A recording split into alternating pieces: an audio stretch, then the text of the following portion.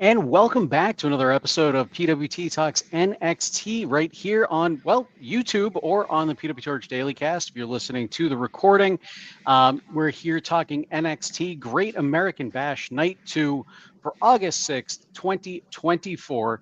And joining me is the good doctor himself, Kevin P. Cattani. Kevin, thank you very much for coming in and talking some Great American Bash with me, man. Listen, I am so very excited to be here. Thank you for asking, as always. And I would be remiss if I didn't at least start by acknowledging that my son turns 1 today. So we just had some cake before we went live here, and I can't believe that I have a 1-year-old. So there you go. That seems like it was just yesterday. He was born. Like, my God. So, It does seem like that. so happy birthday, and I'm glad you guys had some cake and enjoyed the day. Yes, it was a fabulous day celebrating little Harlan. So Absolutely, man. Absolutely, as he should be celebrated. But you know what should not be celebrated is Wes Lee turning on his former Rascals stablemates. We had our main event of the night was Nathan Frazier and Axiom versus MSK, Wes Lee and Zach Wentz, for the NXT Tag Team Championship. We saw Axiom and Nathan Frazier retain the titles in I don't want to say an upset, but I guess an upset for me because I didn't see that coming.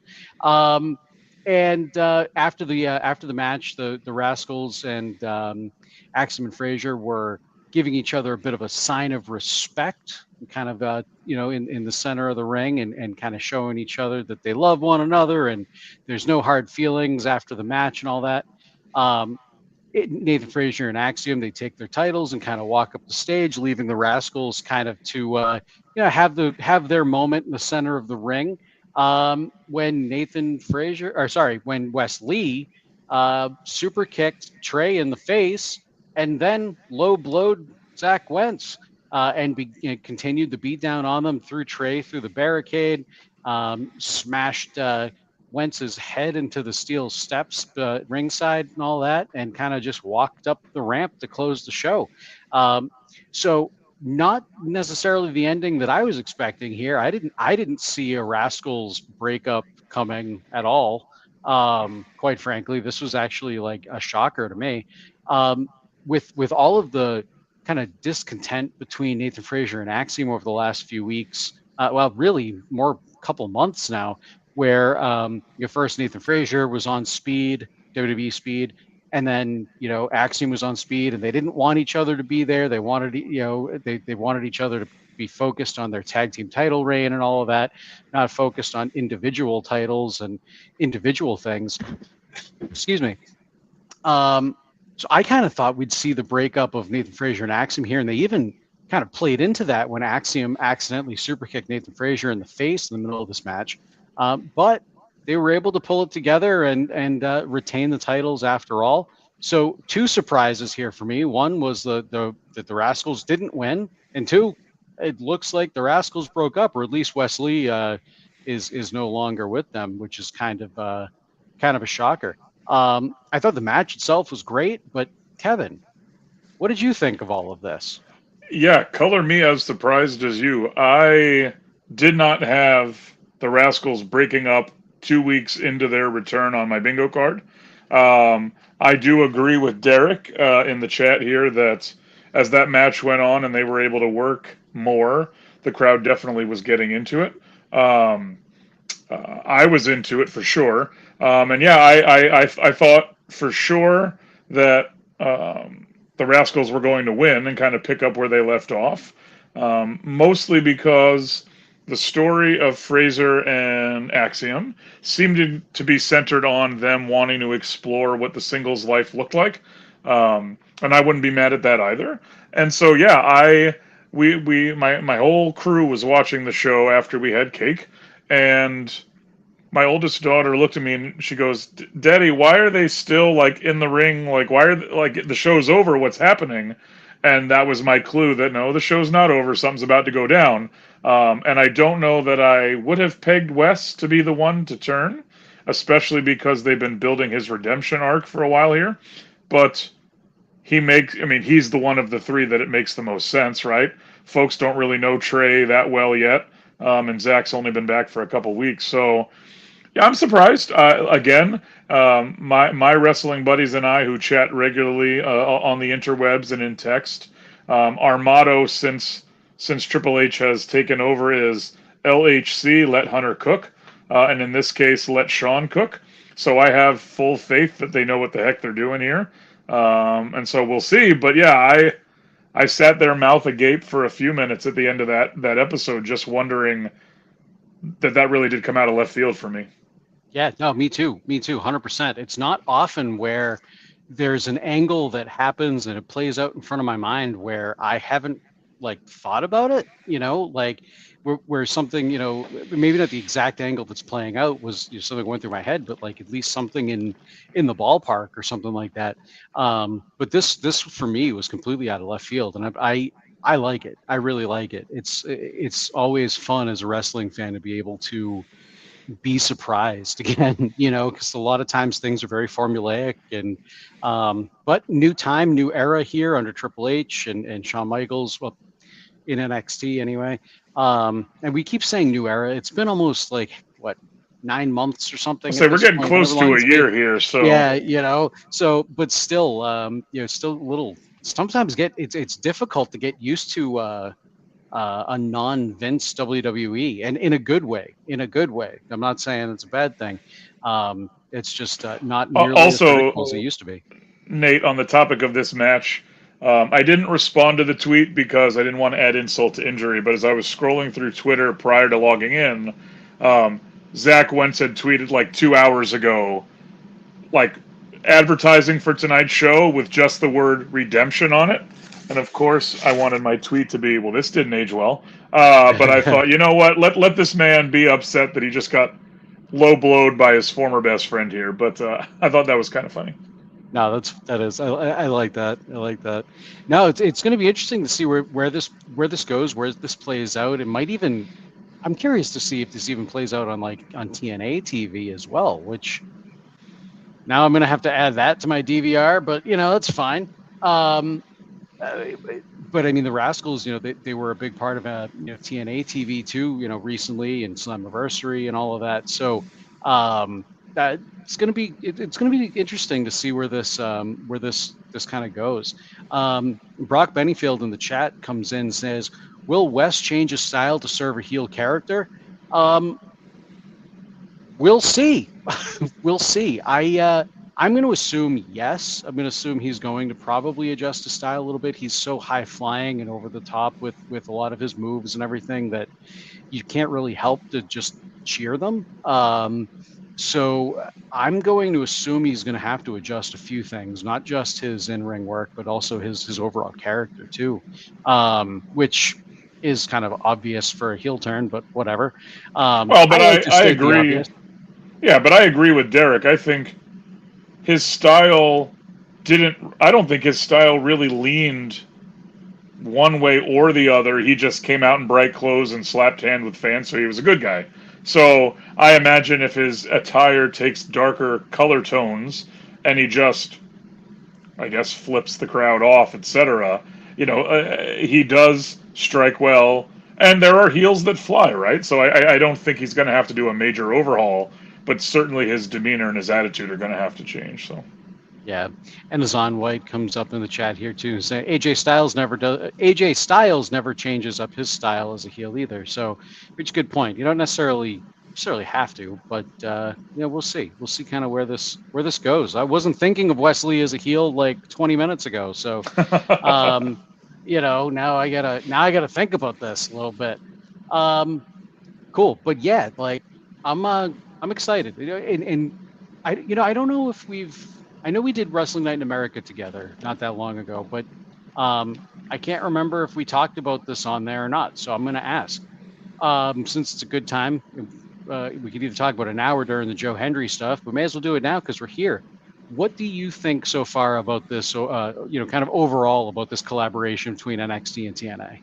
Okay, so firstly, let the record show, I believe in Joe Hendry. I am so super jacked. My girls asked to play his theme song in the car when we're driving around town. There it is. See, I saw a tweet about him maybe a week ago, and it said something like, "Never has one person gotten the mileage off a headshot as Joe Hendry has." And it's like, you know what? Yep. Um, Now, he certainly has been the most overt crossover other than Jordan Grace, but I love. It's a lot like other facets of life. When you're willing to let others who are experts in their fields contribute to your field, the product gets better, right? Like if you think you have all the answers, things will get stagnant very quickly because other people have other things to bring to the table. Um, so I am super jacked.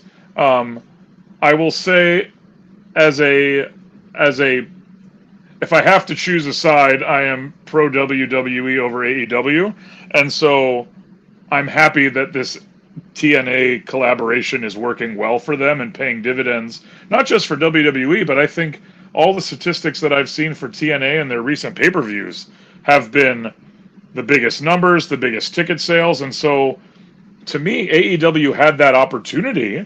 They have the name power, they have the money to sort of put that things together, and they didn't. So what's the difference, right? So I'm super jacked for it. I would love to see some more TNA folks come to NXT, if that's going to be the landing place initially.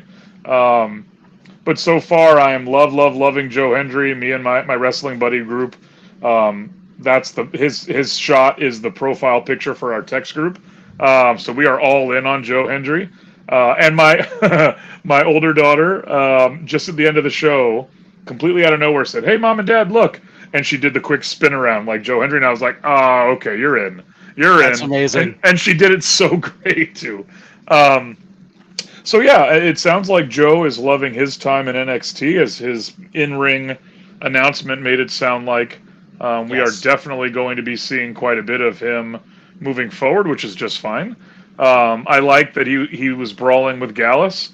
Um, my brother and I were texting during NXT, and we loved how in one match he got both a Samoa Joe spot and an Eddie Guerrero New Day spot, and they both worked flawlessly.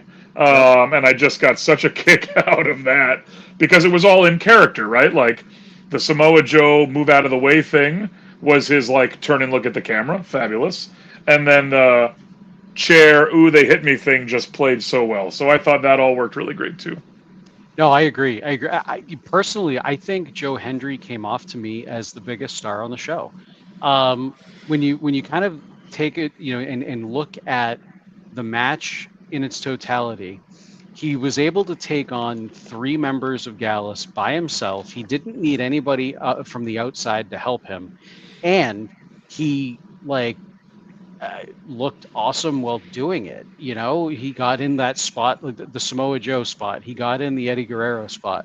Um, I mean, I don't think anybody was more protected than Joe Hendry on this particular show.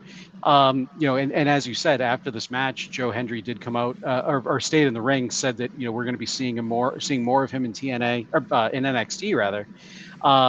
It was also announced, I think it was after our show last week. Like, I think it was a couple days after PWTorch NXT last week, where it was also announced that Joe Hendry, so TNA and WWE have worked out a deal where Joe Hendry is still technically a contracted TNA wrestler, but he's able to work out and train in the WWE Performance Center. He's able to make appearances on NXT. He's able to make indie appearances, which is really weird. He's actually going to be doing an appearance like a half an hour away from me, and I'm kind of thinking I might go. Well, they just announced today that NXT is going to Chicago on October 1st and Yep. then to St. Louis on October 8th. And I just told my wife, I was like, I might want to drive. Chicago's only 3 hours by car for me. And I was like, I think I might want to go because there's a really good chance that Joe Hendry's going to be there. Yeah. And I want to see him live. So, Yeah. No, 100%. 100%. That's not, I mean, 3 hours really isn't that bad of a ride, really, no, not especially, at all.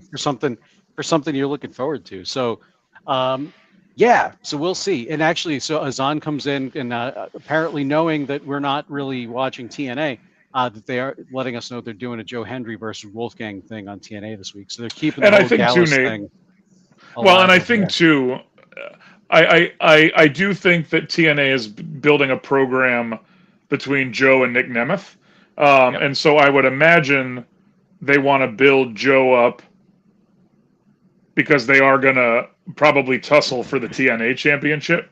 And so I wouldn't be surprised if his next couple of matches in both TNA and NXT are W's for him to get him ready for whatever the next pay-per-view is for TNA. Wouldn't surprise me at all. Because Joe pinned Moose and then Nick Nemeth pinned Joe. So I think that they're going to try to work that program. Yeah, no, we'll see. We'll see what happens. We'll see what happens. All right, let's a little bit of housekeeping here. You can always be a part of this show if you'd like to. You can email us, pwtorchnxt@gmail.com. I should probably check and see if we actually have any emails tonight, but we'll I'm on the show, so you don't have one from me. I was just going to say, I'm like, I know we don't have one. I know there's one we don't have. And then also, okay, cool. We do have one. We get at least one here from JB. And if you want to be part of the show and appear on screen with Kevin and I, you can certainly do that as well. If you go to my, I did the live report on PWTorch.com. The link to join the show is in the report. I'm also posting it right now in the chat on YouTube, so you can join that with us as well. I know Wade is normally taking just VIP listeners. I'm not. So I don't know. Nobody told me I have to take just VIP listeners. You can, if you want to talk to us, just hit the link and talk to us, and it'll be fun. It'll be a good time, guys. It'll be a good time. Just like Azan did. Azan's been in the chat, and now Azan's on the screen. Azan, how are we doing tonight, man? Congratulations, Mr. Kevin. Hope that baby is fine for you. Thank you so much. So my question is, I know it's a good term for Wesley, but I didn't like his regional for turning on Trey and went saying you left me, but you know he got fired. So how do you feel about that regional with the whole heel turn? I'm not like super sold on it just yet for exactly the reason you said. It's like you left me, but it was very widely known that that Wentz was let go from WWE. So yeah, like the reasoning there isn't completely, like, I'm not completely sold on it, but that said, it's wrestling. They can certainly talk their way out of that and kind of give a better reason for why Wentz left, or a storyline reason for why Wentz left. But I'm waiting to completely pass judgment on it until next week and kind of see what we hear out of Wesley, as well as Trey and Wentz, and kind of their thoughts on everything. Kevin, your thoughts on everything. Yeah, well, firstly, and I know that Azan is a regular contributor, so I'm always, and I know others have said this, it's always just cool to put names with faces. So Azan, it's a pleasure to see your face as we're talking to you. But yeah, I agree with Azan. I think the power and the depth of the internet, it was very well known when they let Zach go, why they let him go. And it wasn't that he wanted to go, it was, here's your hat, what's your hurry? And so I almost would have preferred Wes to keep his mouth shut and not say, you left me, how could you? And just let next week be here's the reason why. And I think that probably would have done more. Now, you guys left me was not necessarily into a mic. It was more ambient that the camera picked up. So I would imagine if people had already tuned out or were only half watching at that point, maybe they didn't hear it. But all the same, a mission statement is very necessary, and I'm sure that Wes is going to give us one. The question, of course, is if Trey is able to wrestle, invariably they're going to have to team Wes up with somebody, and does he end up taking on a project, or is there some other heel that makes sense? And so we'll have to see how that develops. Yeah, I'm trying to think of who that would be. And I'm sure there's an obvious choice screaming at me, and I can't think of it. Guys were on NXT a couple weeks ago. They've been off. They wore tank tops, not OTM. What was the group name? Oh, I know who you're talking about too, and I can't think of their name off the top of my head right now. The two big football guys, right? Yeah. Yeah. No, yeah, I can't. And aren't they both acronyms also? I think so. Oh man, See, when you start doing all these acronyms, you'll lose me. yep. Well, it's like Kelly was talking about last week. When you start getting older, you can't remember anything, and that's kind of where I'm at. But it could be something like that. Um, but we'll see. Maybe there's even somebody from TNA they bring over or something along those lines. Yeah. But yeah, it's certainly gonna be interesting to see where this goes and how they play this out, who they wind up pairing with Wesley, if anybody at all. Um, maybe it turns out to be a singles match with Trey and Wentz corner or something like that. Um, but regardless, I'm looking forward to this. And I thought Now, there was here's gonna my question, yeah, Nate. go ahead. Is there Yeah. any chance that this is a call up for Wes? That's the other thing I was thinking of was Yeah. are they breaking him from the group because they plan on bringing him up as a single, and so this is the way to do it so that the Rascals stay on NXT as a tag team, and Wes goes up and they'll reunite somewhere down the way. Maybe, but with the Rascals not being under WWE contract and still being TNA, I figure their time on NXT is limited. Like, I mean, I don't know if it's going to be if they've got like 3 more appearances or 13 more appearances, Right. But I feel like where that's going to be limited, it would kind of muddy that story a little bit about them reuniting eventually down the line.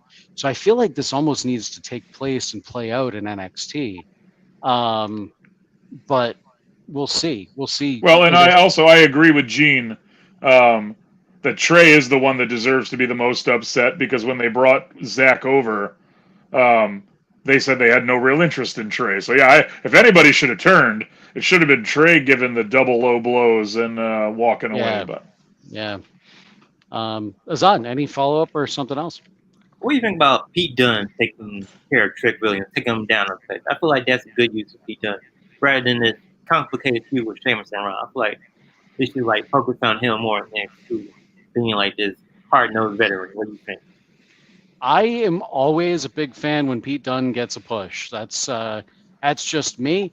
No, I think this new like heel version of Pete Dunne is really what I want to see out of him. I mean, we've seen him in a heel role before, very similar kind of to what he's doing now back in NXT UK and things like that. But um, I think his babyface character, there's a ceiling there, especially alongside like Tyler Bate or something like that. I don't feel like they may win like tag team gold, maybe the two of them, but I don't see them really going any further than that. Like, and even if they did win tag team gold, I couldn't see them. I'd see them being more of like transitional champions than anything.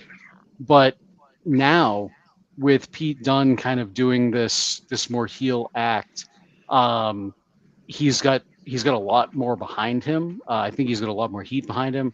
And I liked this. I really did. I thought the match itself, I thought was really good. And kind of Trick Williams can take a loss right now. He's kind of on a little bit of a redemption story right now. So like he could take this loss. Pete Dunne's been telling him for weeks that like I've got your number basically. So now Pete can be like, look, I was right. You didn't believe me. And Trick can kind of work. I guess it would be like a bit of a come to Jesus moment for him where he's able to kind of realize, okay, maybe I'm not at the level that I thought I was at. And kind of come back from that and take Pete Dunne down and kind of move on from there. Whether that be, continue on back again, looking for Ethan Page's title or moving up to the main roster. But those are at least my immediate thoughts. What about you, Kevin? stop me if you've heard this record before. But A, I'm a huge Pete Dunne fan. But B, I think Pete Dunne was another one of those, not quite to the level of Shayna, but one of those that when they brought him up, they should have lit a fire under his butt and let him go. He is such an effective, strong style mauler. Like he very much has earned the bruiserweight name. And so when they made him Butch and they made him the little bulldog, like they just took a turnkey project and just brought him way down. And so he's got his furry vest back. He's got his name back. I am all for him beating Trick because you're right. I do think that Trick can absorb some of this. The crowd was still very, very behind him. And I would imagine that if Booker T, who is giving him his version of the treatment that Pat and Michael Cole give Jey Uso and his yeeting, I think to have him in your corner is also very good. And so, yeah, I love a hard hitting Pete Dunne. I think for as long as he's down in NXT, the folks down there would be very wise to learn from him and listen to him, and take every bit of whatever he can give to give, because I do think he's got that veteran presence that a lot of these guys are working to get right now. And so I'm hopeful that this is a nice little run. I would love, and I wonder if they're building him because Trick's a big guy. I would love to see Pete Dunne take on Obafemi. I think that would be a fantastic hard-hitting match, because some of the notes that I made on the Pete Dunne match with Trick were in relation to the chop fest that they had. There were several like exchanges of very fierce blows that I was like, good. Like let's show some aggression out of Trick, and let's let Pete be Pete. So that's what I'm gonna. I'm gonna end on the let Pete be Pete, and let's see where it goes. All right, Azan. Anything else? Speaking of overfitting, what do you think about the whole like teasing of a feud with him and Tony D and Charlie Dempsey likely getting his cup back next week? What do you think about that whole three-way interface that's going on between those three factions? Between Obafemi, the family, and No Quarter Catch Crew? Yes. Yeah. It seemed like Tony getting a little frustrated by Oba in a way, vice versa. Yeah, no, for sure. And, we saw the Don interrupt Obafemi, and Obafemi did not look super pleased by the interruption. So we could certainly see something there. I'm thinking, like, at this point, like, there have been so many matches between the Don and No Quarter Catch Crew for the Heritage Cup. I feel like Dempsey's got to win it at this point. I haven't been. I don't want to say I haven't been a fan of Tony D'Angelo being the Heritage Cup champion, but I know we've talked about this before. Like, he just doesn't feel like he's the style of wrestler for the Heritage Cup. It's always been something, somebody like, Axiom. It was the original, if I'm not mistaken. I think he was an inaugural champion, at least as a kid, before Axiom. But there's always been somebody like that, or Pete Dunne, somebody that's a bit more, smaller, scrappier, better of a technical wrestler. But his run hasn't been terrible. But I would like to see it kind of go back to somebody like Charlie Dempsey, who kind of feel like embodies what the Heritage Cup was supposed to be anyway. So we'll see where that goes, and then maybe from there the Don challenges Obafemi, or Obafemi picks a fight with the Don, and it turns into something over the North American title. But I did notice that that just that little subtle anger on Obafemi's face when he was getting interviewed, and the family came in and basically interrupted him. It was like, yeah, no, we don't care what you're talking about. Kevin, on that. Yeah, I agree with you. I'm kind of over. Like my beef is not. It's not a beef. My issue, the nit I have to pick is, I don't think that Charlie Dempsey really has a character, and to know who he's the son of, I would expect not that they play that up, but that they give him sort of an edge and an angle that's more like his dad. And like, I feel like he's just kind of there. And I don't even remember the guy who's standing with him's name, which I feel bad about. But like he's if Miles say Bourne. they okay, fine, super. Miles doesn't have a character yet, right? So like if Charlie is struggling to find a footing other than to have the Heritage Cup be the thing that he stakes his name on, Miles is just there sort of treading water. And you know, Tony and his crew fine, but like I just feel like it's they can mix it up enough as a mid-card feud that like you can get some legwork out of it. But like I'm ready. I want to see some character development from the No Quarter Catch crew, and maybe Ren is the person to sort of add a little bit to that. And I want to see what I was loving about Tony D'Angelo, maybe a month or so ago, was like they were really giving him an edge in the ring. So not just nice background change, Nate. Not just that he was the leader of the group, but that like he was starting to show some real sort of improvement in the ring as far as I was concerned. And I just hate when more of what they want him to do is the acting and less in ring, because I do think the ring is where he is stronger. And so I would love to see that. And so if Oba, and then as it relates to Oba, I feel like he's shown himself to be too smart to be goaded into doing anything. Like he knows he's the top dog, and yeah, the Don can be a fly in your face, but I'm really thinking that as this storyline develops, Oba's going to sit back and let everybody pick each other off, and whoever's left standing, okay, fine, come get me now. And I think that's probably how that will play out, because I think he realizes he's an alpha and doesn't really need to waste his time with that. All right, Azan, we give you one more. We've got Reverend Keith on deck after you.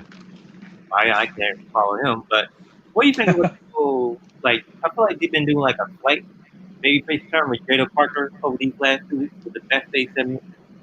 Like a couple weeks ago, she said Thea Hill was going to be Roxanne. This week she was hanging out with Jada Face women. What do you think about that character change? Despite what we're doing with her. So I was having a little trouble understanding you there. I know you're talking about Jada Parker, but I didn't catch the whole question. Her, like maybe face turn they're kind of doing with her. Like a couple weeks ago, she said Thea Hill is going to be Roxanne, and now she's hanging out with the face women instead of like any heel women that they on the show. Yeah. Okay, I get what you're saying now. No, I kind of like this direction for Jada Parker. I think I would prefer her as a heel. I think her character lends herself more to being a heel, but it's also she also has a very like she's got a very likable character. I think it's going to just kind of naturally get her over. It kind of reminds me in a way of in a way. It's not a great comparison, but kind of like only make 100% comparisons, or don't make them, Nate. That's what. Yeah, right.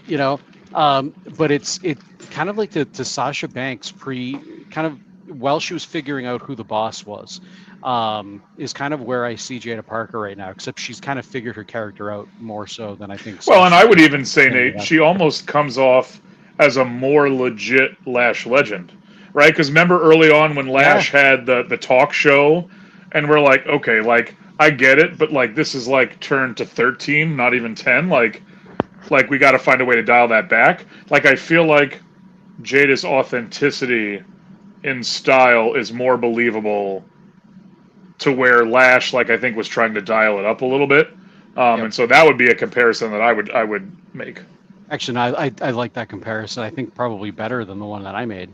But yeah, no. So I mean, like I said, overall I like it. And I think kind of putting her in that position in having her mix it up with the women that she's been mixing it up like with especially tonight with that triple power bomb through the table in that backstage segment there. I think overall it's probably a plus for her and kind of get her a little bit more TV time and then eventually turn her heel. I think that. Because, like I think I think that character just lends itself to being a bad guy better than being the baby face. But But it's also, I think, going to also matter what they want OTM to do. If they want OTM being on the face side of things, the heel side of things, because where they all are kind of aligned and everything. So yeah, it's going to be interesting to see where it kind of plays out. But right now, I think the sky is the limit for Jada Parker. Kevin, anything else on that, or? No, I think that's all a fair point. I think she's definitely showing herself to be someone that they can put some faith in. But if I can borrow from Jim Ross, she's in a stage now where she's got to maximize her minutes. Yep. When they put you on camera, show them that you deserve more camera time. And so I think while she is tied to OTM, they didn't present her with OTM today. And so I think if they want to let her walk on her own 2 feet, then she needs to show them that she's deserving of that time. And I think she is. And so I'm hopeful that they will continue to build her in that way. But also, can we add company barbecues to the NXT parking lot as places where even when violence is expressly prohibited, it's still going to happen? Don't go. Oh yeah, 100%. Sorry, what was that, Azan? Nobody got a pie in the face this time. That's true. We did not get a pie to the face. Although we did get wing sauce all over Mr. What's his name there. Yes, yeah, all over Stone and or Mr. Stone and Stevie Turner there. But I mean, if you're gonna, one of the tried and true tropes, if you're gonna have some sort of a barbecue or any sort of food on the table at a wrestling event, somebody is going through that table. And they did it with Eggplant Guy tonight, because I don't know what his name is, but he was wearing a suit full of eggplant emojis. So there's that. But yeah, so cool. Azan, any follow-up there? No, thank you guys. I'll let you get to the Honorable Reverend Keith and enjoy the rest of the show. All right, man. Appreciate it. Thank Azan. you very much. Thank you very much, as always. So, but before we go to Reverend Keith, I just want to bring up we've got a comment here from Lady B. I just started watching NXT, and I've become a huge fan of Jada Parker. In a room full of women who may act and look the same, she shines. And I could not agree with that statement anymore. There are a lot of women right now in NXT, and there's a lot of them that kind of either look the same or act the same. And she stands out. She stands out big time. Like I said, I think she's one of the few women on the roster right now where I think the sky is absolutely the limit for her. I could see her easily becoming NXT champion. At least, if she continues on this trajectory. I think she's got the in-ring ability and chops on the mic, the charisma. She's got that it factor all around. All right, and with that, let's go to the great Reverend Keith. Keith, are you there? Yes. How are you guys tonight? Not too bad, man. Not Doing too bad. Great. Good to hear from Doing you. great. Good. Listen, I agree with you wholeheartedly on Jada Parker. Miss Parker has all the potential in the world. She has a ton of charisma. She has the look. She has the athleticism. She speaks well, and she can wrestle. And I think she's far ahead of her time because she's only been on TV for about 6 months. And when she started, she was basically just accompanying OTM to the ring. But she has truly developed, and the sky's the limit for her. And in the words of Booker T, oh, yes, man. Shucky ducky quack quack. Yes. So I really see her as being a star of the future, in the not too distant future at that. I want to comment on what Kevin mentioned earlier about Joe Hendry.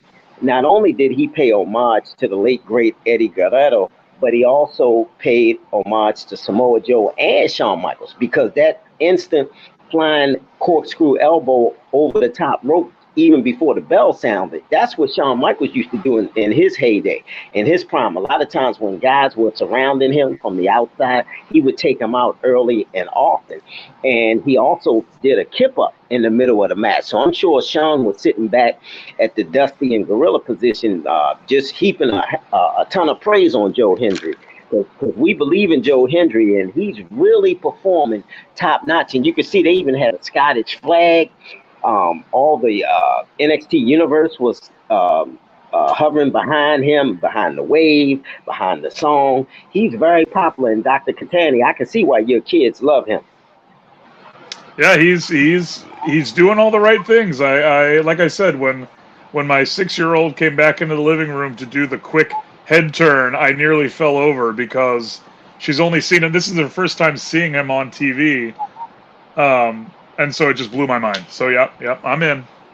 Oh yeah, 100%, 100%. And like I said, WWE is got to be so high on Joe Hendry. And I mean, the deal that they worked out with TNA is essentially unprecedented. I mean, I've never heard of a deal like this where you have a TNA, a wrestler contracted with a completely different company, performing on WWE TV, that's able to work out at the WWE Performance Center, as well as continue to take independent bookings. It's just that's unheard of. So for them to work out that kind of a deal, just to lean into Joe Hendry and get on this viral popularity, I think it's super smart. And it's not something that I think we would have seen under Vince. I really don't. I mean, maybe business is business. No. But he would have thought that Joe Hendry was the biggest joke on the face of the earth, and wouldn't have paid him any mind. No, you're probably not wrong. This is a case of right place, right time, lightning striking in a bottle. Because if Vince was still in charge, it would have been a T-shirt to sell, and that's as far as he would have pushed him. Yeah, no, you're not wrong. I don't think you're wrong. But yeah, I'm really looking forward to seeing what the future holds for him. I can only imagine seeing a contract coming his way whenever his contract with TNA is up.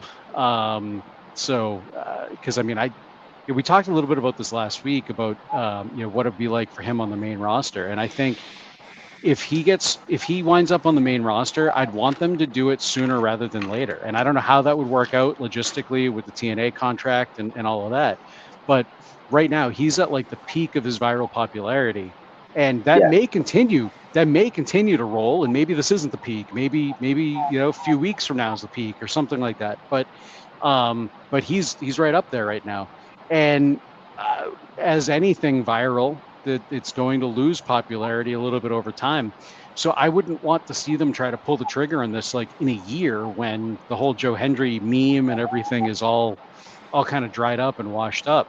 So I don't know. I don't know if maybe that's the best deal that they could work out with him, being able to work with just NXT, or if there are plans to bring him up to the main roster. But whatever the plans are for him, I think I'm looking forward to it, and I think Joe Hendry certainly deserves it. And I don't think this is something he would have thought was coming his way even 6 months ago.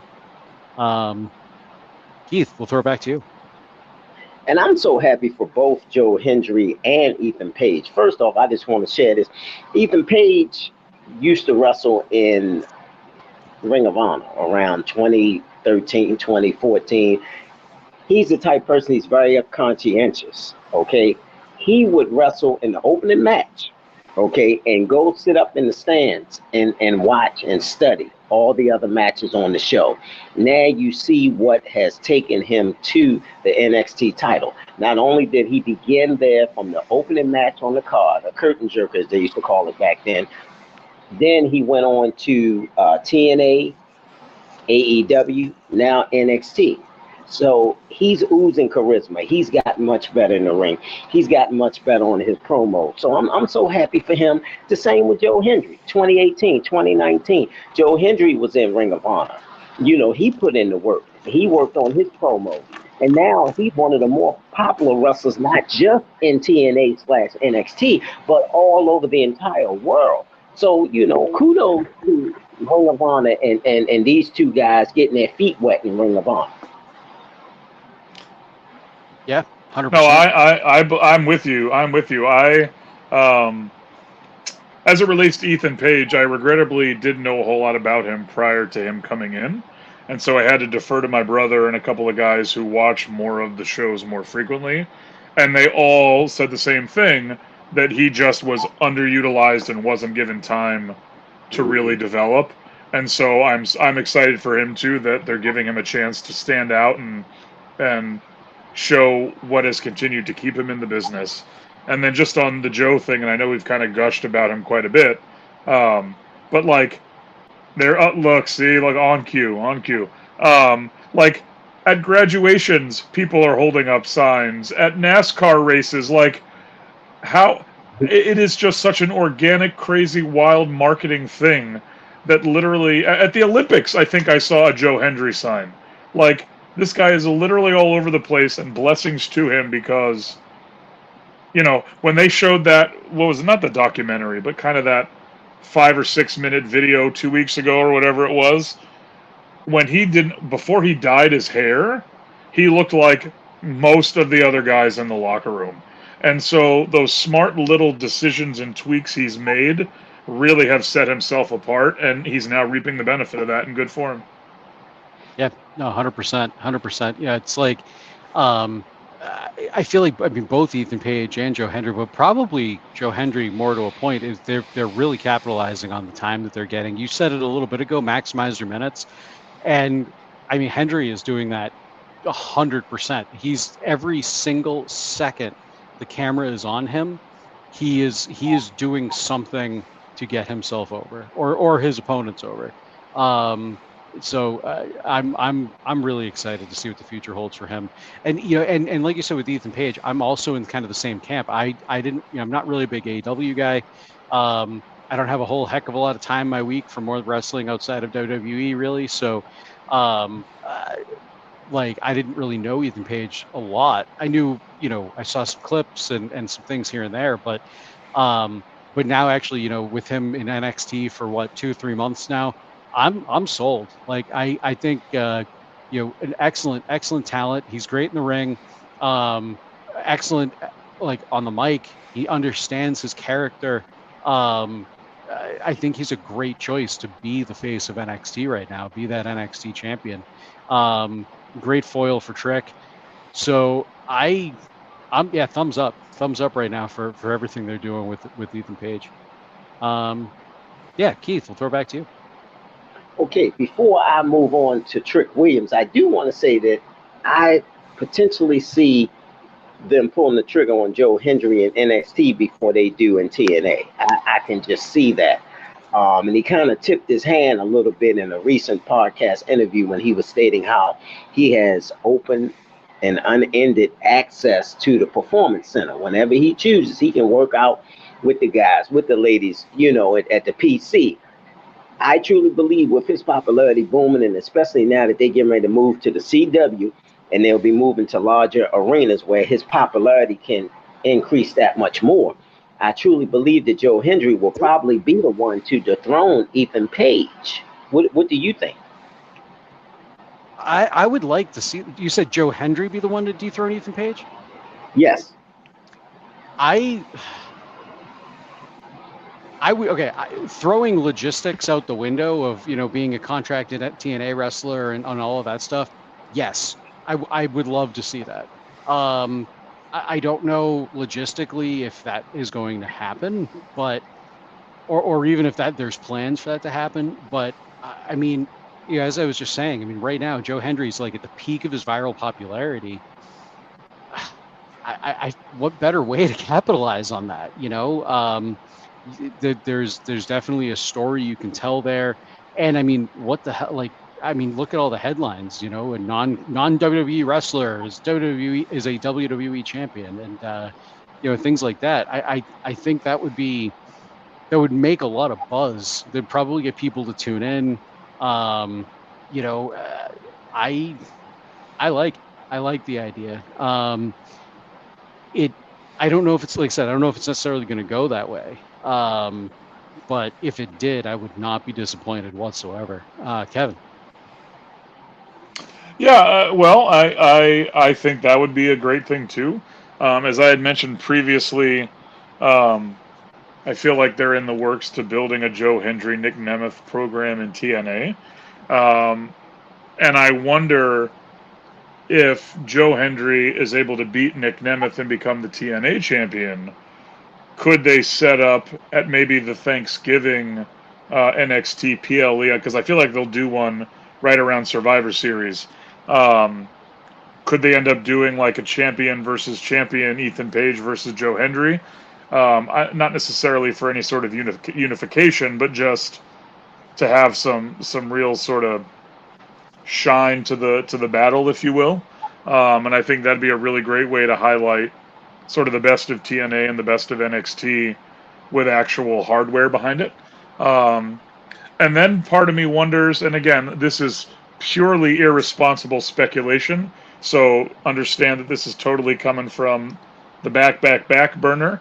But if WWE was in a position to acquire TNA, then maybe a battle down the line could be a unification battle between the TNA champ and the NXT champ. Now, again, I don't know what that looks like, but I know in the past TNA has struggled to find TV deals and struggled to find different things. Maybe that's not the case anymore, but if that was something that was on the table, that could be a cool way to bring that together also. Yeah, I mean, I haven't heard anything about TNA having any, financial woes or anything like that, at least recently. Granted, I'm not looking for it either, so maybe it's out there and I just haven't seen it. But yeah, so I don't think that's necessarily in the cards. But I mean, TNA, like you said, to be honest with you, if you told me 10 years ago that TNA was still kicking in August of 2024, I'd probably be a little surprised. So they've had their fair share of ups and downs and financial issues and things. So that would be kind of cool. And I mean, WWE, buy them up for the tape library and things like that. But well, because also too didn't, and I don't know if this is still in place because I don't get to watch it so much. But I thought I remember, and I'm awful with the progression of time here, but I thought I remember WWE buying Progress, something where like they wanted Progress to sort of be their official minor league, like right below NXT. And I haven't heard the Progress name in forever, and maybe I just live under a rock and something has happened. But like my thought towards WWE making a play to purchase TNA is because then maybe TNA could become sort of the official sort of minor league again, that could then feed NXT and then up into the main roster. Now, they don't need to buy them for that to happen either, especially if this arrangement keeps going the way that it is. But it would give them a little more control over how all that works if they did. No, fair.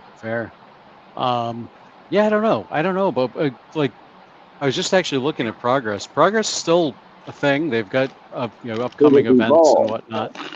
Yeah, I thought it was Evolve actually. Or Evolve. Sorry, I'm getting my sorry. Evolve. Yeah.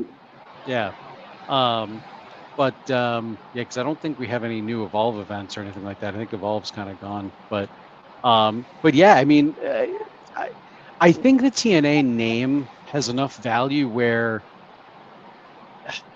although I don't know how much value it has, but it has enough value where it probably should be a bigger league, if you will, than a feeder system for NXT or WWE as a whole. But I don't dislike the idea, because if they're toying with making NXT a third brand again, which is kind of what they've talked about, especially with some of the crossover with main roster talent and things, it would be a good idea, at least in my opinion. I think it'd be a good idea to have like a strictly developmental system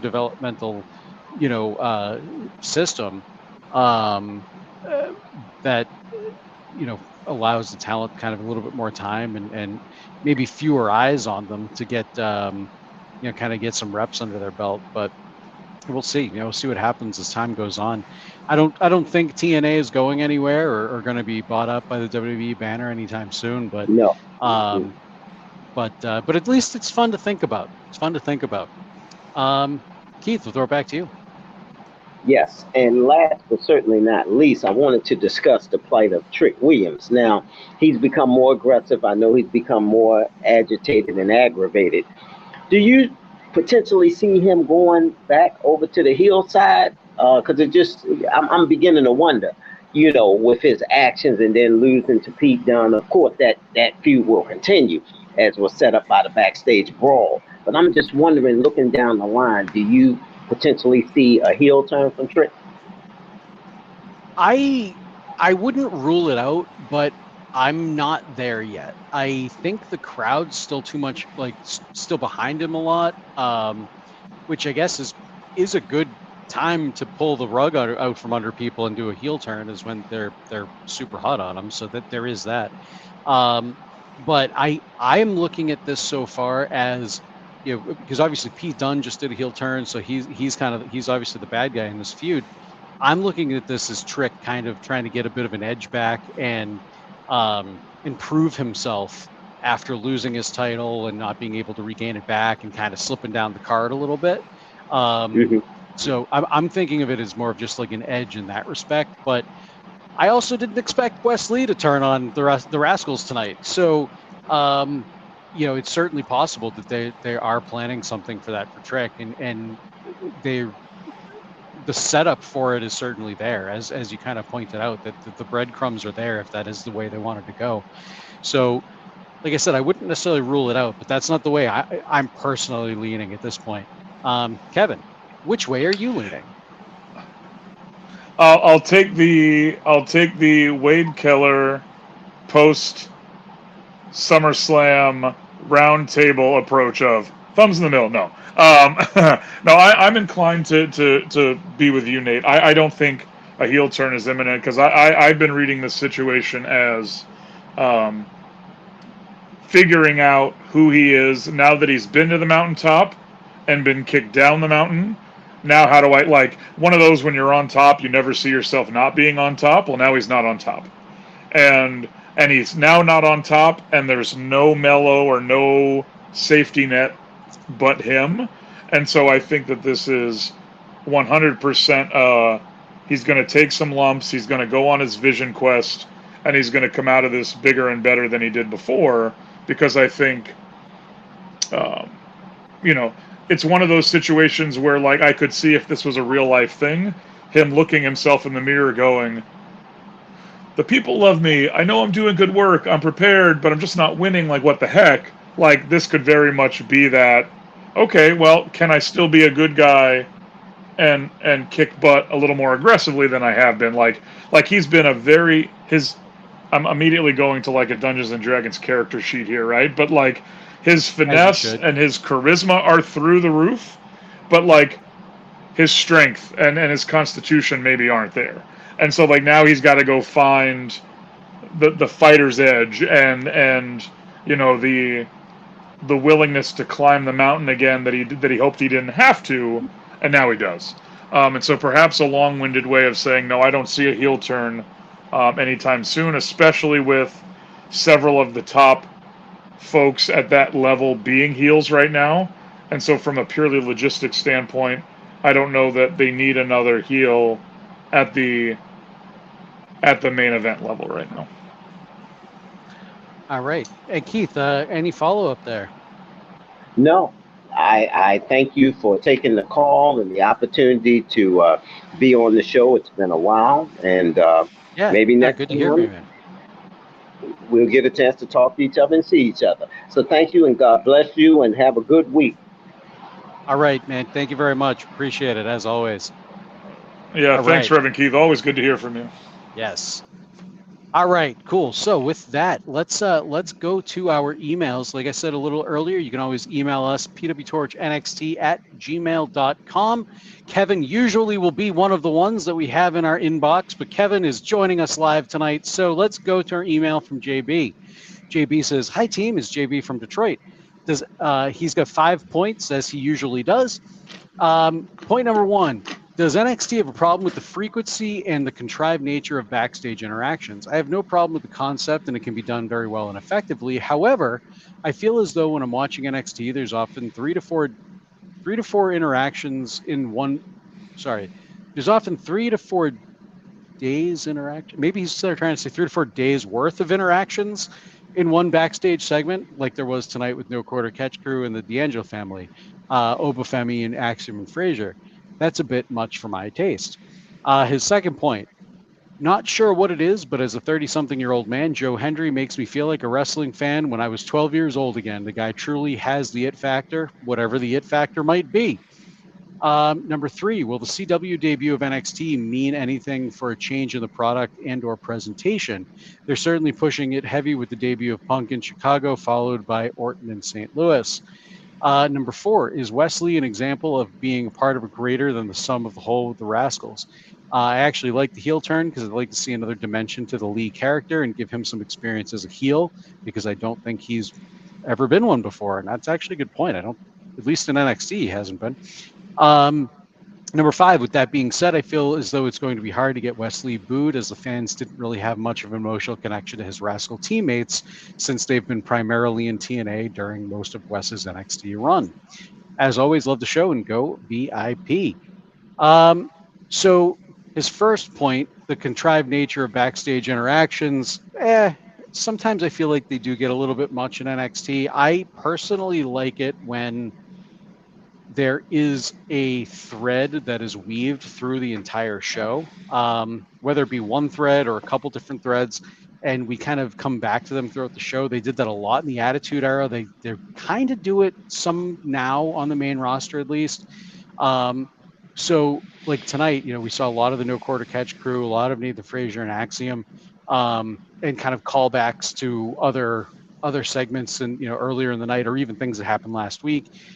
I'm fine with that as a storytelling device, but there are some times where I feel like their NXT does tend to lean a little heavy on like backstage and pre-records and things like that. I don't think this was a week for me for that, but but anything on that, Kevin? Well, I what I was thinking as you were talking was, I think that I agree with JB that sometimes they can get a little out of control.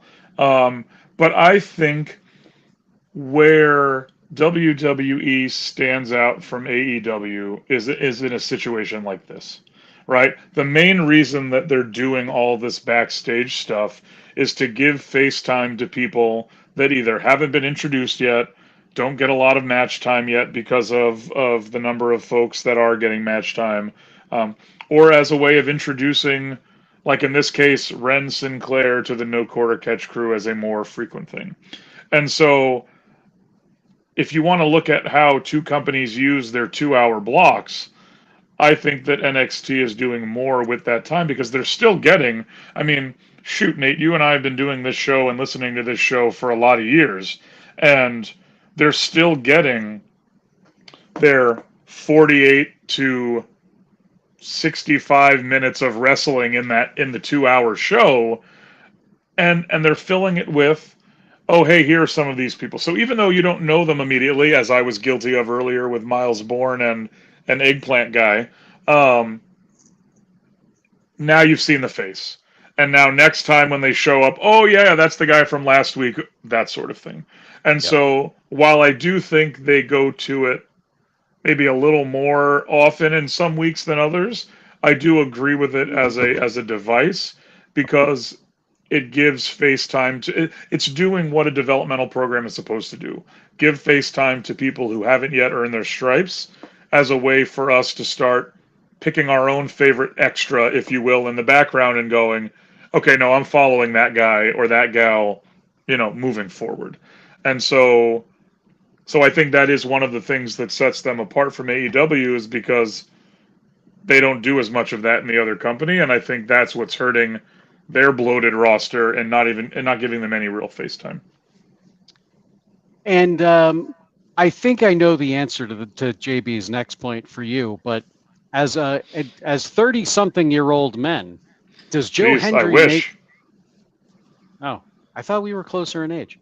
Well, I just turned 40. Well, I turned 41 this October. So okay, all right. So as a mid-30s, but I feel like Joe Hendry does kind of give you a little bit of that like wrestling magic back. Wrestling's real. Like I get excited when Joe Hendry's music hits, and it is a little bit of that old like wrestling magic, like from when you were a kid, at least for me. What do you think about that? Listen, I'll take a word right out of his slogan. Like, he gives you something to believe in, right? He is very squarely a babyface, and he's not the say your prayers and eat. He's not the full blown like far end of the spectrum, but he comes out. He makes you feel good about cheering for a wrestler, right? It's that whole like I can remember watching pay-per-views with my dad and my brother and my mom growing up, and like as a kid crying because my favorite person lost, because how could they lose? This was their moment. Like, he just, I don't want to say he makes wrestling cool, but he makes wrestling cool, right? Like, he gives you a character that you want to get behind him. And so yes, I agree with JB wholeheartedly. I don't care if you're 13 or 63. I think Joe Hendry is a guy who found a way to maximize a dyed head, great teeth, and a little bit of a Scottish brogue, and he's off to the races. Absolutely. Absolutely. We believe in Joe Hendry here on PWT Talks NXT. Will the debut of NXT on CW mean a change for the product? I don't know. So the thing is, like with CW's broadcast. So I'm assuming that it's going to have similar restrictions to Fox, where their broadcast, where it needs to be a little bit heavier, with some of the censoring, and SmackDown's always been a PG show, and part of it, was one of actually I'm trying to think. Actually, was it broadcast? Yeah, UPN, I think UPN was broadcast. I used to watch that in my bedroom with rabbit ears when I was a kid. But believe it or not, I actually did. So I don't know if they're going to, kind of go to an edgier show. I know for a little while NXT 2. Like when NXT was officially NXT 2.0 and we were in that weird tie-dye era of NXT. They were trying to lean more towards the sexy, and we had Toxic Attraction, we had tits in your face, and things like that, and they've kind of gotten away from that to a point, with maybe the exception of like Lola Vice and things like that. We still are seeing some sex and sex appeal on the show, but I don't see them leaning into that or leaning more into violence. We may see a bit of a different presentation, just simply to switch things up a little bit. We've seen the same, the Capital Wrestling Center, the Performance Center. It's kind of been the same since NXT 2.0. It's been a couple of years now without really a massive set redesign or anything like that. So wouldn't surprise me if we saw some sort of like a presentation change. But in terms of the meat and potatoes of the show, I don't really see a lot changing. How about you? Yeah, no, I agree. I think the only major thing that will change in all of this is the channel you watch it on. Now, I don't want to say concerned. It'll be interesting to see how the ratings and the viewership numbers change, only because in our day of cord cutting and streaming, I don't know which of the streamers carry CW and which don't. And for those that still have a cable package or a dish, how many of them have it?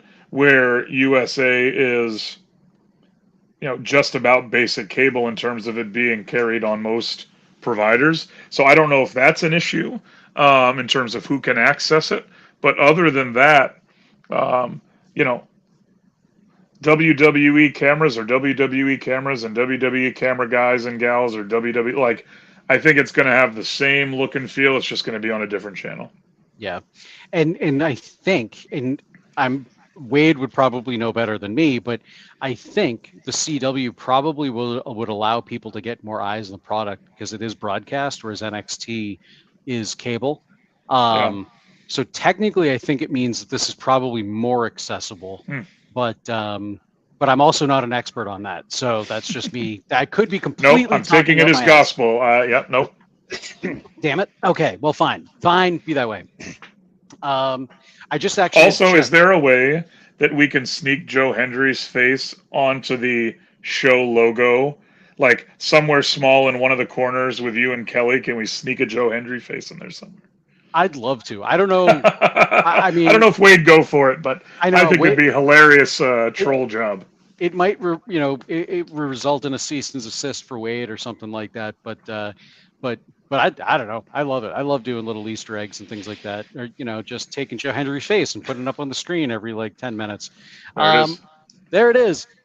I had to check though. CW, at least for me and here in the Boston area, is on YouTube TV. So I'm still going to be able to watch NXT just on a different channel.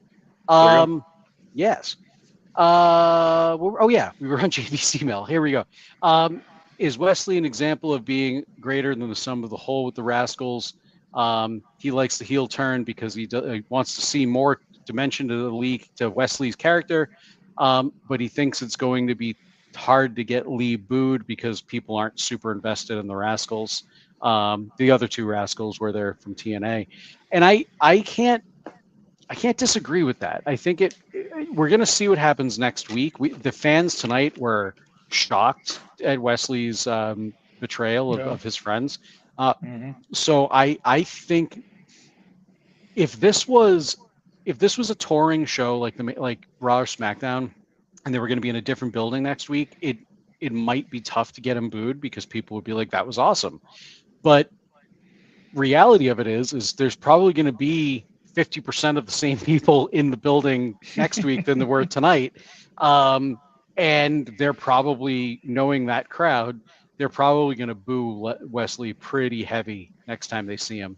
And if they don't, I really hope Wesley is able to say something on the mic that is immediately going to turn them, which I feel like he'll be able to do. So I don't know. I'm looking forward to the Wesley turn and what this means for Wesley and for the Rascals. I think there is a small chance that people are going to care more about Wesley than the Rascals, but I'm pretty optimistic with the storytelling that they're giving us here. So I don't know. I'm kind of torn. I'm almost 50-50 right now on whether I think that the fans are going to care more about Wesley or if they're going to actually have sympathy for the Rascals. Kevin, do you think you can push me one way over the edge or the other?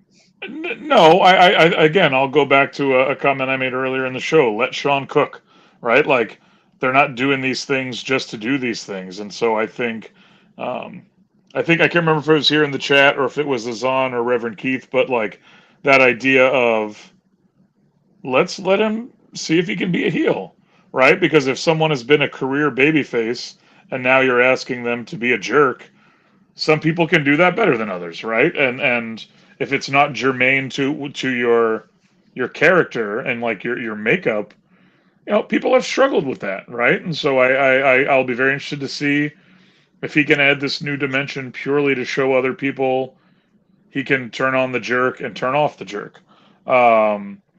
So I'm willing to sit back and let this play out.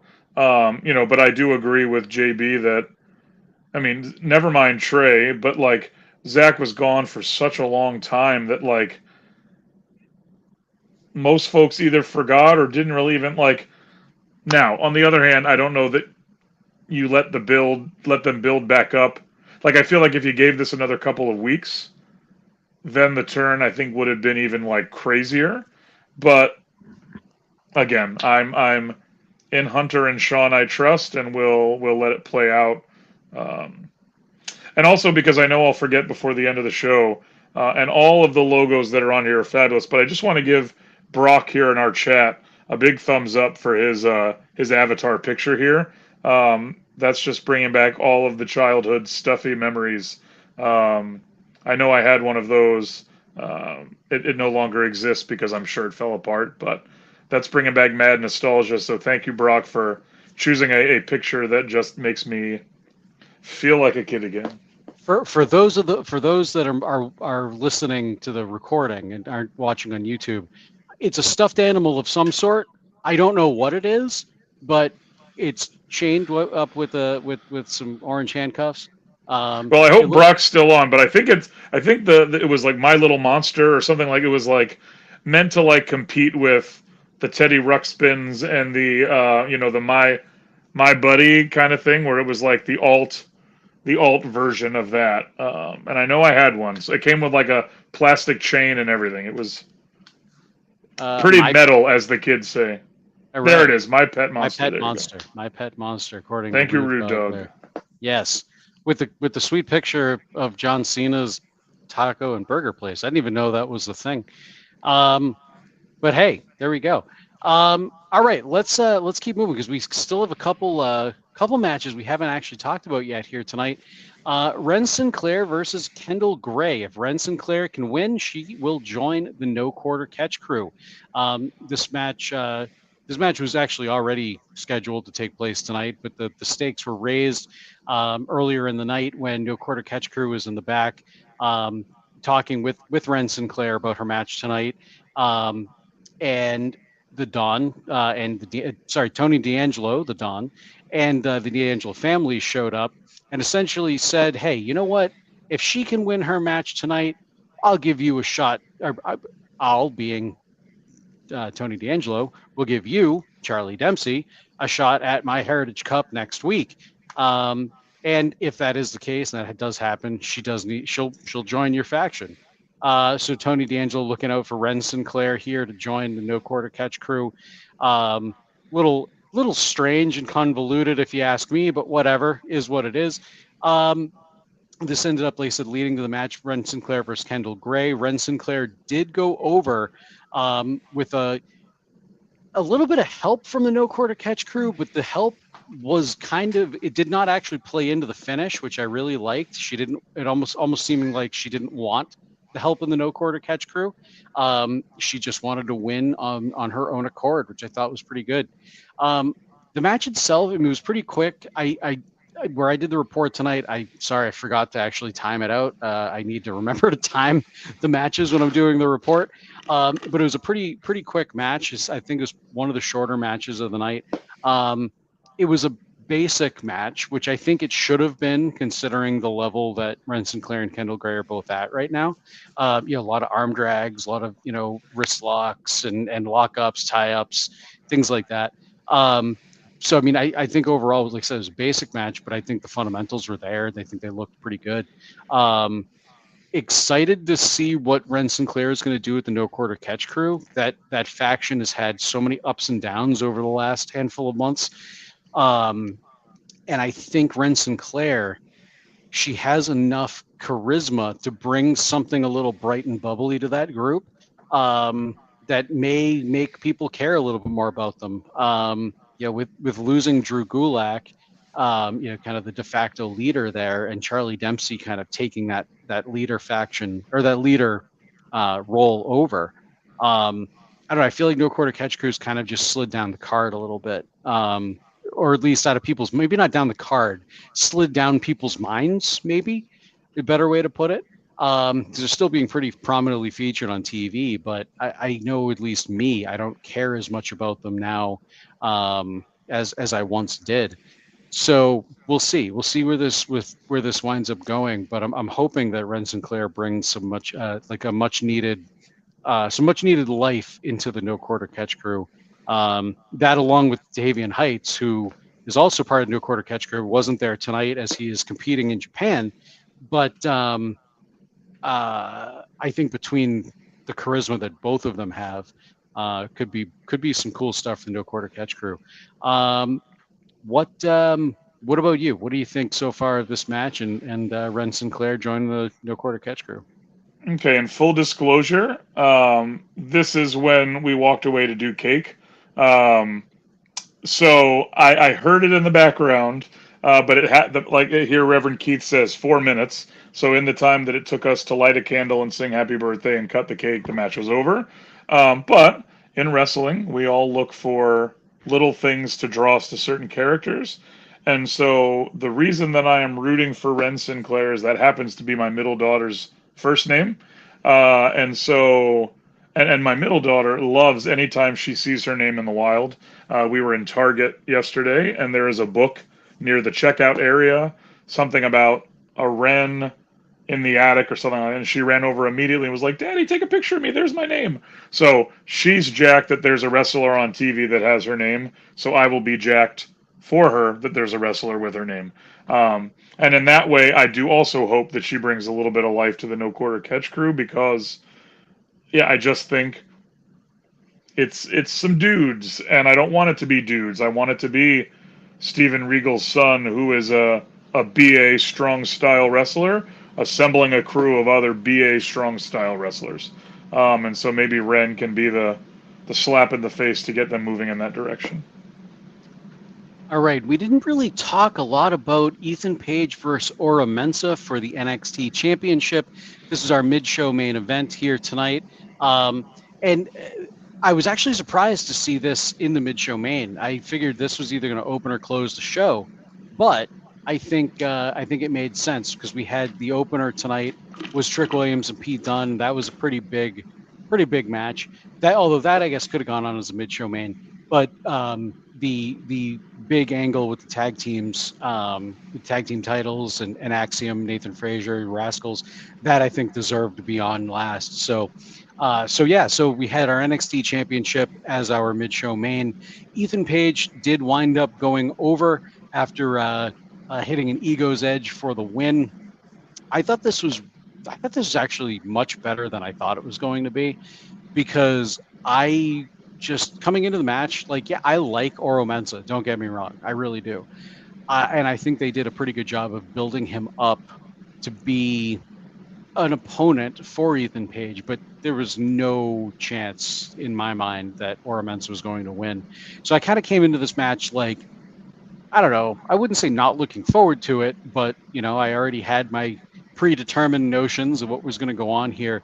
But they kind of blew me out of the water. I think Oro, he pulled out all the stops here. He was giving me Javon Evans vibes tonight, with just some of the moves he was doing, how flowy and bouncy he was in the ring. I kind of got a lot of similar vibes out of him than I do with Javon Evans as of late. Ethan Page, we said earlier, I think he's firing on all cylinders right now. Makes sense to keep the title on him, especially with Trick Williams kind of trying to figure out where he's landing right now, because I don't think it's over between Trick Williams and Ethan Page. I think we're going to get back to that at some point. Could be wrong, but it just feels like that. That's the way we're going to go. A lot of counters here, a lot of reversals, a lot of near falls. So a lot of great storytelling, and I want to say building a lot of anxiety, but anxiety is not the right word. Anticipation. Anticipation. Maybe that's what I was looking for. I don't even remember what I was looking for anymore. But yeah, overall, I really enjoyed this, and I'm hoping that Oro is able to kind of, if they want to push him to be more of a main event level guy, I think they can do it. I think they just kind of need to push him in a bit of a direction that gives him a bit more of an edge and a bit more fire than he currently has. They've certainly done that to a point, but he's still missing something for me to be a credible contender. So on this match and Oro Mensah being a credible contender. Well, here's the deal. I think this match did great things for both of them. I think Oro has really been showing his progression in the ring.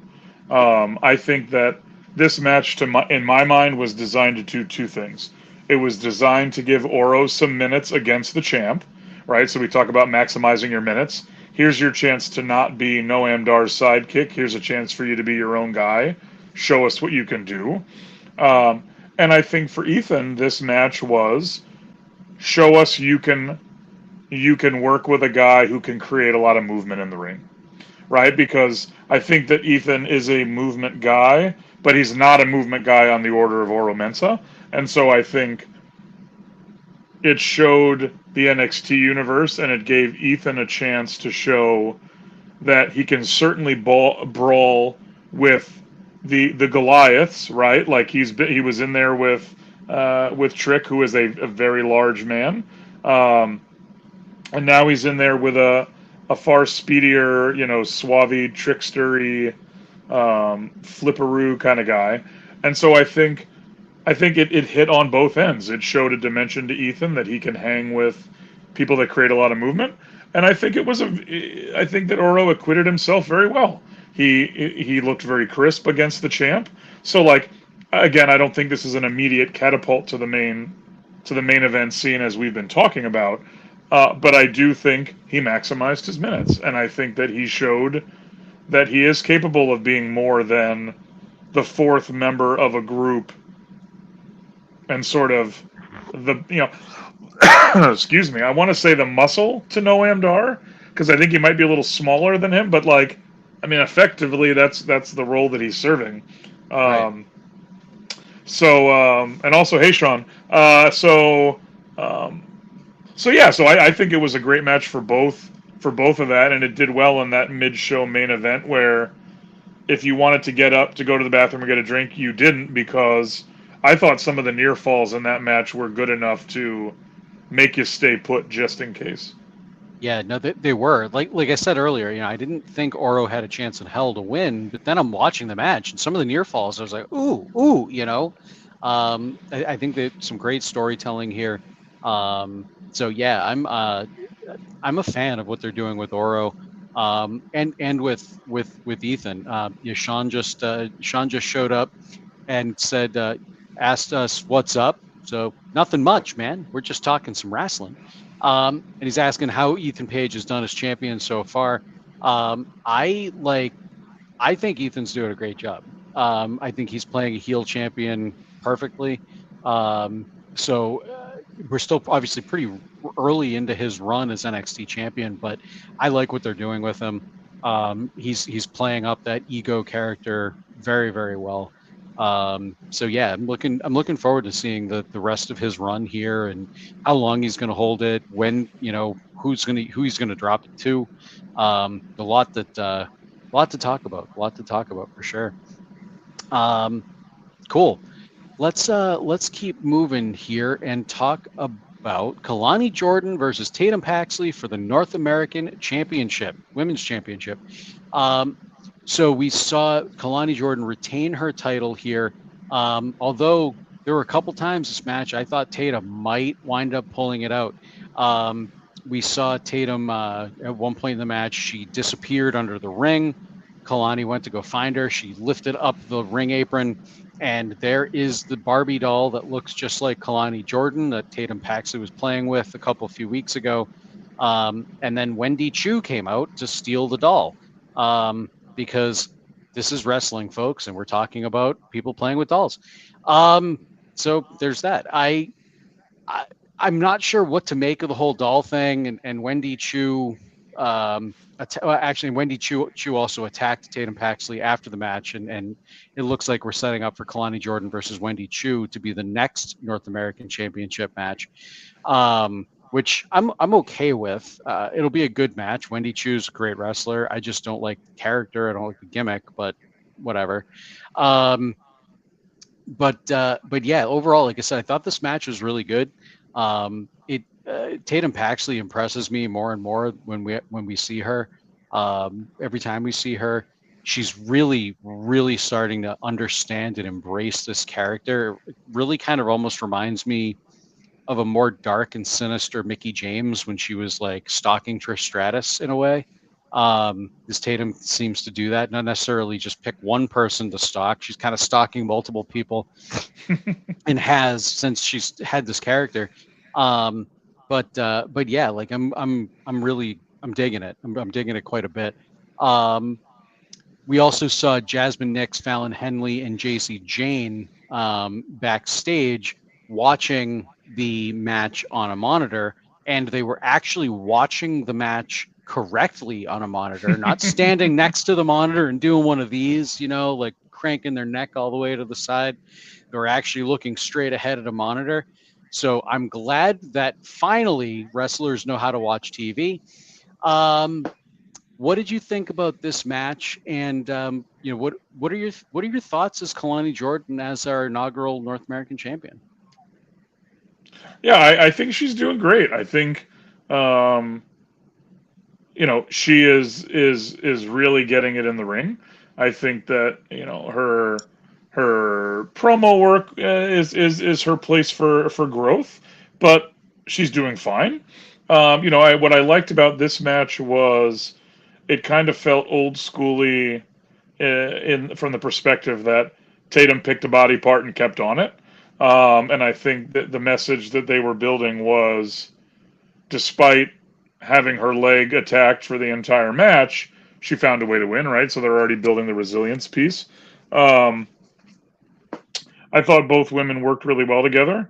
I saw an overall a pretty smooth match, and I think they worked well. I like you. I want to see/hear more from Wendy Chu about Wendy Chu. I don't know that I'm behind the. Well, I went from the person in my sleepwear to now the nightmare version of me and my sleepwear.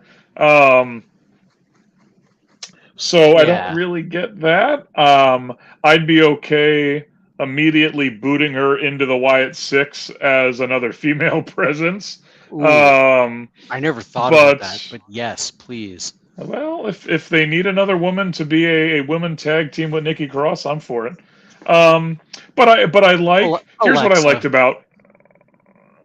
Here's what I liked about that was she came out and she played no factor in any, like, she was there as interference, but like only in presence.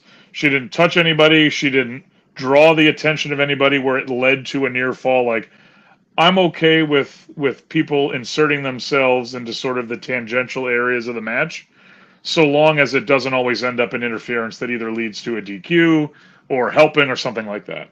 So that's what I liked about her presence there, was she was able to exist in the atmosphere of the match without altering the match. And I hope that more main roster and NXT matches sort of can pull into that, where somebody can be there without necessarily getting involved to cause something to happen. But yeah, I thought the match was just fine. I'm liking Kalani's run so far.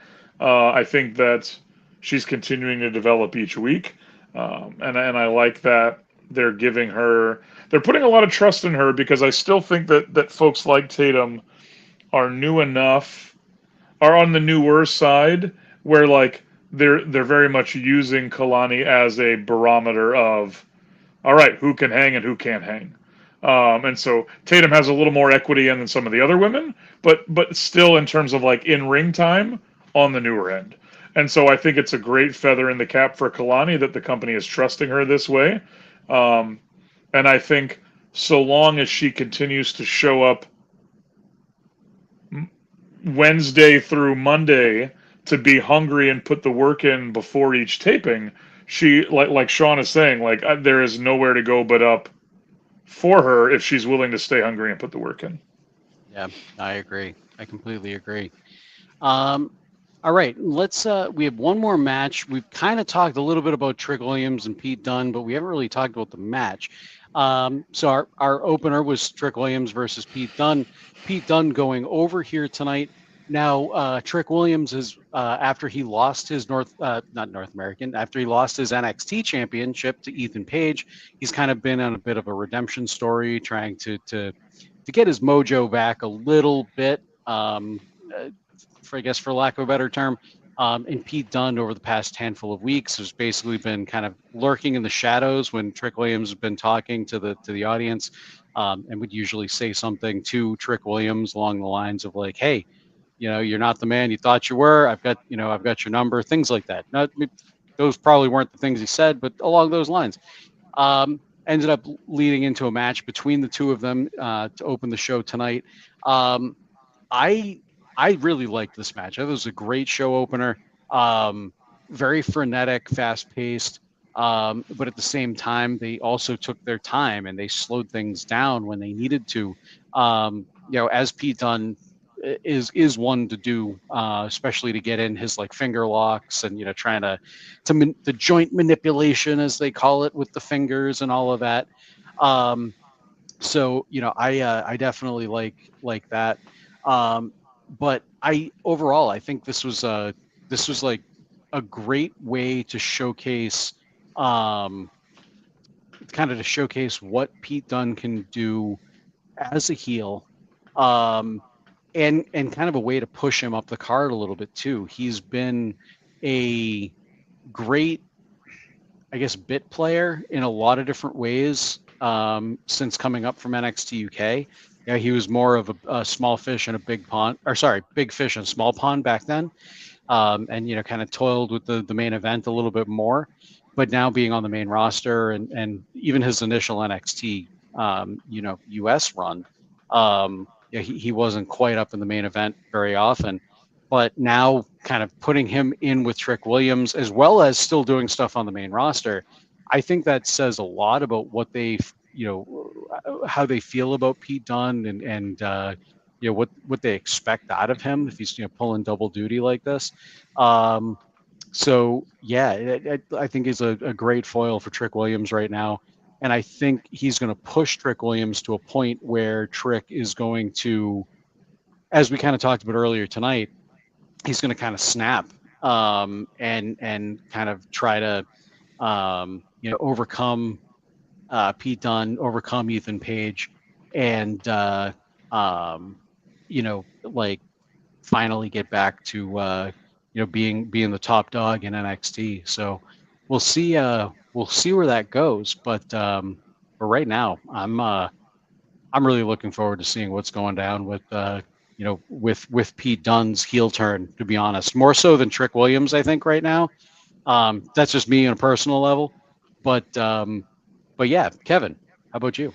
Yeah, and I know we talked a little bit about it earlier in the show, but as a fresh thought, I also wonder, is it less of a heel turn and more of like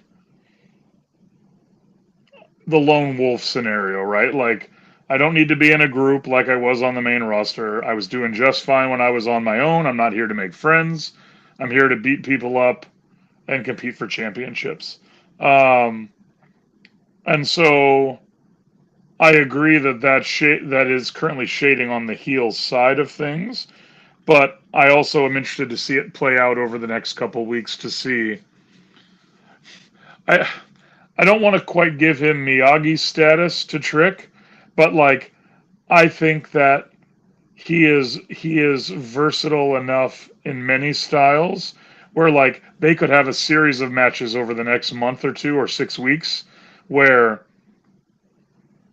Pete just keeps winning in a different way, where Trick is slow. It's like I'm thinking of like the early days of MMA. I don't know if anybody followed MMA like in the early days of UFC, but that was very much the, can a judo person beat a karate person, beat a capoeira like there was no cross training.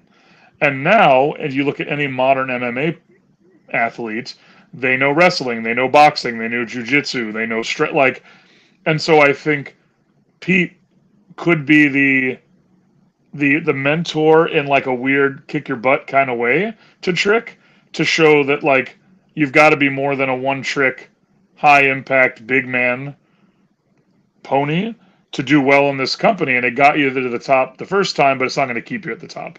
And so I wonder if they'll have a series of matches where each time there's a new lesson to be learned and a new butt kicking to be given, where Trick is finally like, all right, if I want to be the best, I got to keep finding new ways to be in it. All right. Well, with that, guys, I think that's going to bring us to the end of our show. Few segments we didn't necessarily hit on, but you know what? It's almost midnight, and I'd like to go to bed. So here we go. I'm Nate Lindberg. You can follow me on Twitter at Nate Lindberg. Check the things I do out at natelindberg.com. And Kevin, who are you? Well, I'm Kevin Cattani. You can find me all over the Twitterverse at KP Cattani. And if you're looking at the screen, you can see how my last name is spelled. And if you're not, Cattani. And in addition to talking wrestling, I love talking all sorts of gaming and emotional intelligence stuff. And also, as you see, I'm wearing my USA basketball shirt. If you have not been watching the Olympics, please go watch the Olympics. Just today, and I'm not a huge track and field guy, but two of the biggest upsets in track and field happened today. So if you have Peacock or YouTube or Twitter, go check out some of those races today. Oh, I don't know what happened to Kevin. Kevin was in the middle of saying goodbye. Oh, hold on. There's Kevin. Kevin's back. I don't know what happened. Well, you gave me my Oscar playoff music and you were done with me. So, so watch the Olympics. Thank you as always, Nate, and we'll see you next time. All right, guys. Well, with that, I'm going to steal Kelly's outro and say we'll see you in 7. Cheers.